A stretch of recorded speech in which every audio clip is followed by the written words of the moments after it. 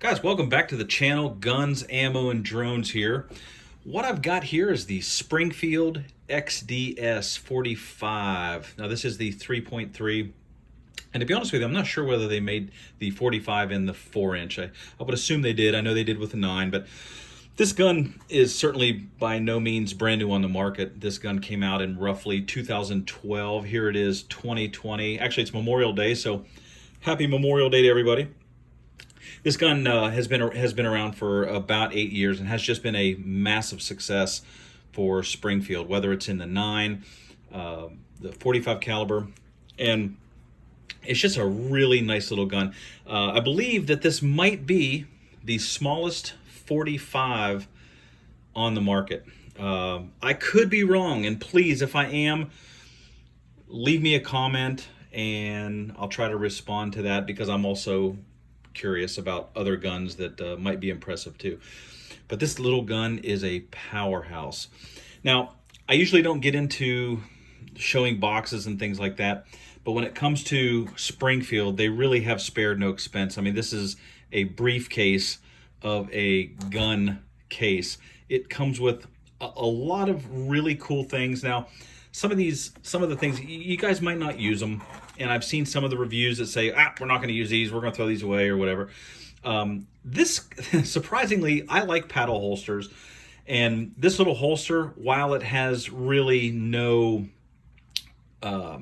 retention as far as, let me show it does have magazine does have rounds in it, but the gun is clear.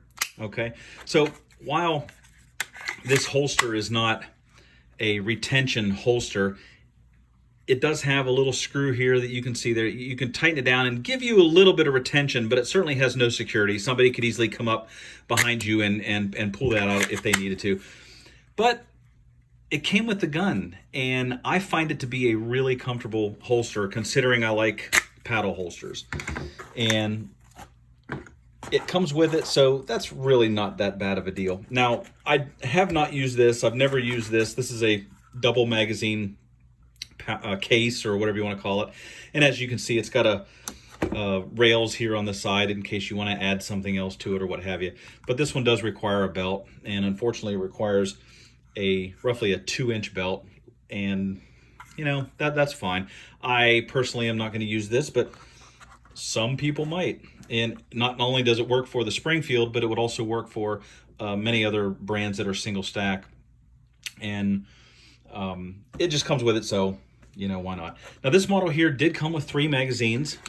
It did come with a flush mount magazine, which I actually added this recently to let my pinky ride on this a little bit. So it does come with a flush mount, which is a 5-round. It does come with a 6-round with the spacer, and it does come with a 7-round with a spacer.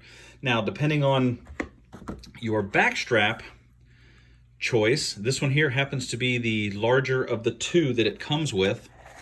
Okay, so here's the small one. You pull up that pin, you slide this up. This is the smaller one. And again, Springfield kind of spared no expense when they put this whole box together, because they give you the magazine extender here to where it'll fit like that, depending on which backstrap you have on it. So obviously the smaller backstrap would fit this one. So I just think that's pretty interesting. The detail that they put into this box and this gun is pretty impressive. Now, not just with the magazines in the box, but they also thought about you might wanting to change out the front sight, which is fiber optic. And as you can see, I've got the green one in here. It did come with a red, but I opted for the green one because I think green, you can see it a little bit easier, and I like it more than the red. And if you want to see how to put that in, it's really simple. You just knock this one out, and you take your rod here and you just melt the end a little bit to where it just kind of balls up a little bit. Now this one here is too big, but you want to go just a little bit to where it balls up and it slides in. You cut it to fit, then take your lighter and just kind of hold it on the other end, and it locks the fiber optic in. It's a very simple process, and not till recently did I realize that's how it was done. And so that's my first time doing it. I just did it the other day. It's pretty interesting. The gun itself is just a fantastic gun. Let me find the other magazine here that doesn't have the rounds in it. And as you can see, you put in the 7-round mag, and it really does give you a full size grip on the gun. Not that you're going to use this for concealability, because it's going to print. This one here I can get away with, because this one here fits really good. And surprisingly, it fits in a lot of the holsters that you might already have. I've had this holster for as long as I can remember. It is a DeSantis 086, and I'm not exactly sure what that means, but this thing holds everything. It holds some of my 3rd gen Smith & Wessons. It holds Glock 17. It holds, you know, the 19, and just quite a few other pistols. But surprisingly, it fits this holster really well if you decide to use a leather belt holster. Now, you also have the choice. This one here happens to be an Alien gear that I've had for 7 or 8 years, or whenever, kind of when they first come out. This one here actually fits my shield. It does fit a couple of the Glocks I have, and it also fits really good. And I wore this yesterday, not all day, but a few hours, and it was very comfortable. The gun didn't print, and it's just a really, really nice gun. And I love the two-tone, the bitone is what they call it. I don't mind the black. I'm just on a bitone kick here lately. So let's go ahead and take that mag out. We'll clear it again, make sure that it's empty. Okay, so we talked about the back straps, how you can pull those out. You can see there's a pin right there. You just pop it out. This thing pops out, put it pin back in, you're good to go. Very aggressive texturing. It wraps all the way around.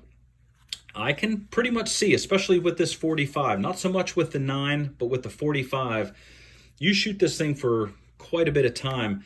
I can see where a lot of the guys on some of these other reviews say that this starts to get just a little bit uncomfortable, but I haven't had that. I haven't had that problem. I haven't shot this one, but I have shot some other ones before in the past. You know, with this COVID-19 thing going on, still a lot of our gun ranges are closed, and we can't get out and do some of those things that we like. As we move up the slide, you can see here that the XDS does have the safety here, and I have a lot of guys on these videos that I'm watching, and some like it, some don't, some could care less, and I'm kind of one of those guys. It doesn't really matter to me. This is the only company that of a pistol that I own that has this.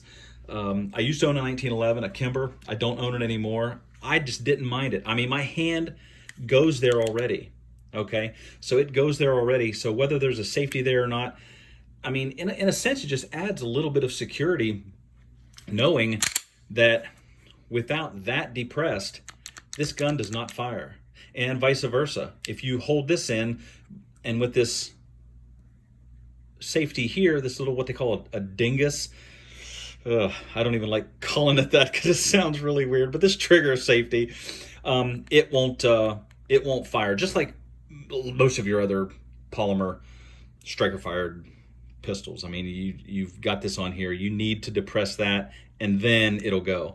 All right, so it's just a little bit of extra security, as well as the internal drop safety on the firing pin. Up front, it does have a rail, so I'm pretty impressed with that. Let me grab my shield here, because the shield is the gun that I compare this one with. Now, this one here is my 40. The 9 is the same. I've had this one for about 8 years. I don't have the 45. The 45 is just a little bit bigger of a gun, which would make that the new Smith & Wesson 45 bigger than this, because these guns are virtually identical as far as length and as far as the depth, I guess you would say. It's a little bit different, but not a whole lot. Nothing to really complain about as far as the sizes. And you can see that these are very, very, very identical, almost. Thinness, they're both thin. Great gun. This one here shoots pretty amazing, and it also has the pinky extension. Now, with that being said, as you can see, now I did not have a problem holding this gun with just the flush mount. Okay, I really like this. It just kind of makes the gun feel a little bit bigger than what it really is. But the flush mount came to about right there, and I was able to get 2/3 of my pinky on it, and that was perfect. It felt comfortable in the hand. I'd have no problem controlling this big, huge 45 round with this particular gun. Let's go ahead and take the mag out again. As far as the slide, it's just gorgeous. I mean, it really is. It's natural, it's just a stainless steel color. All of the etchings and all of the stampings on the gun are pretty prominent. They're not going to wear off. It does have a loaded chamber indicator, so it's tactile and visible. As far as that, you can see it and feel it. And you can see just a little bit of the round down through there if you needed to, but it really isn't that big of a deal. Back is just your standard 2 white dots, and then your fiber optic up front. Now, one of the nice things about this pistol that is, I'm not going to say it's unique to this pistol, because there probably are others that are very similar. Out. Let's see, it's probably about an 1/8 of an inch. And they basically say that is for if you're in a defensive situation and you've got to push this gun into a person or clothing, or if you have to shoot through a wall for some reason, and you put that object, whether it's a person, a wall, you put that up against the gun and you try to fire, you can see that the slide here kind of goes back. Okay, so that basically takes the gun out of battery and will not fire.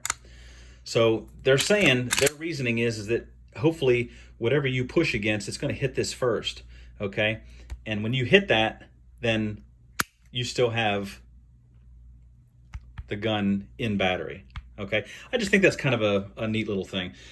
I don't know of any other guns that are out there that are like that, and how often that is an issue as far as pushing hard into something or enough to make the gun go out of battery. Obviously they thought about it, so it had to have happened at some point. And let's see, we've talked about all of that. Jeez, look at the size of that. I think the thing's just huge. Now, the 9mm version of this is exactly the same size. The only thing different is the size of the barrel. And from what I understand, the 9mm actually weighs just a little bit more because there's more barrel to the 9mm as opposed to this one here. So let's go ahead and take this apart. It takes apart very similar to a lot of other pistols that are on the market. This one here, actually, a lot of the times you'd rotate down. Okay, so this one rotates up, and then you pull the trigger and take it apart, and then it's just your standard interior. I do have to clean that thing up though. It looks a little bit dirty, even though this thing doesn't have any rounds through it. I think this gun has sat for a while. And but other than that, you can see that it's pretty much exactly the same as a lot of other guns. That's probably just the cleaner I was using in the yeah, that's what it was. Okay, so it's not dirty. I do need to clean it off though. Anyway, so let's go ahead and put the gun back together. And it goes back together the same way. Sorry, let me get this in frame here. Basically just slide it and lock it back, pull this down, send it home. All right. Now, there are no ambidextrous controls other than the magazine release. You don't have to worry about switching it because it has both on the same side. But as far as your takedown lever, which is common to only be on the one side, and then your slide stop, slide release on that side. Trigger pull on this, which I'm not going to do it with the Lyman there. I've already done it over the last few days, and it's coming in between 5.5 and 6.5 pounds. So we're going to say 6-pound trigger, and a 6-pound trigger for a carry gun in a 45 is certainly a really, really good trigger. And It's very clean. It's a real nice trigger.